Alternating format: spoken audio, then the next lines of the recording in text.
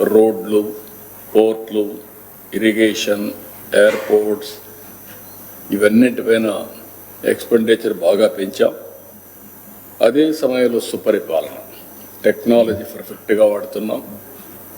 ఈరోజు మీరు చూస్తే వాట్సాప్ గవర్నెన్స్లో సర్వీస్ అన్ని ప్రొవైడ్ చేసే ఏకైక గవర్నమెంట్ ఆంధ్రప్రదేశ్ గవర్నమెంట్. ఎవరు ఆఫీస్కి వచ్చే పని లేదు, నేరుగా సర్వీసులు మనమే ప్రొవైడ్ చేసే పరిస్థితికి వచ్చాం. డీఫంక్ట్ అయినటువంటి స్కీమ్స్ అన్ని రివైవ్ చేశాం.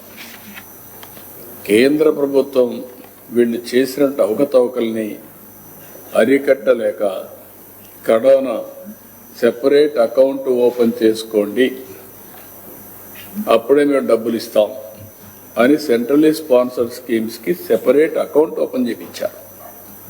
ఆ రూల్స్ ఇక్కడ చూసిన తర్వాత దేశం అంతా పెట్టేశారు. ఇప్పుడు ఆ ఫ్లెక్సిబిలిటీ కూడా లేదు ఎవరికి. అంటే ఒక వ్యక్తులు చేసే తప్పులకి వ్యవస్థల్లో మార్పులు ఎట్ట తీసుకొస్తారనేది కేంద్రం లాంటి గవర్నమెంట్ మార్పుల కోసం అవన్నీ చేసే పరిస్థితి వచ్చింది. నేను ఢిల్లీకి పోతే విష్ లిస్ట్ నేను ఇస్తే ఈ పనులు చేయమని అడిగితే వాళ్ళంత మునుపు మీరు ఇది చేస్తే ఇది చేయగలుగుతాం తప్ప లేకపోతే మేము హెల్ప్లెస్ అని నాకు ఒక విష్ లిస్ట్ వాళ్ళు ఇచ్చే పరిస్థితికి వచ్చారు. అంటే మీరు లాస్ట్ 2 yearsలో మేము డబ్బులు ఇచ్చాం, మీరు ఆ డబ్బులు వాడకుండా మీరు వేరే పర్పస్కి వాడుకున్నారు కాబట్టి అది ముందు ఖర్చు పెట్టండి, తర్వాత డబ్బులు రిలీజ్ చేస్తామన్నారు. 93 స్కీమ్స్ని మళ్ళీ రివైవ్ చేశాం. పవర్ డిపార్ట్మెంట్ తీవ్రమైన సంక్షోభంలో ఉంది, మామూలు కాదు. 32,000 కోట్ల రూపాయలు పెంచారు. కరోనా 15 రూపాయలు అట్లా కరెంటు పీక్ లోడ్ ఫ్యాక్టర్ కోసం 15 రూపాయలు పెట్టుకున్నారు. ఇంకొక పక్కన మీరు ఒకసారి చూసి నేను మొన్న కూడా పేపర్ కూడా రిలీజ్ చేశాను మీకు ఆ డీటెయిల్స్ అని.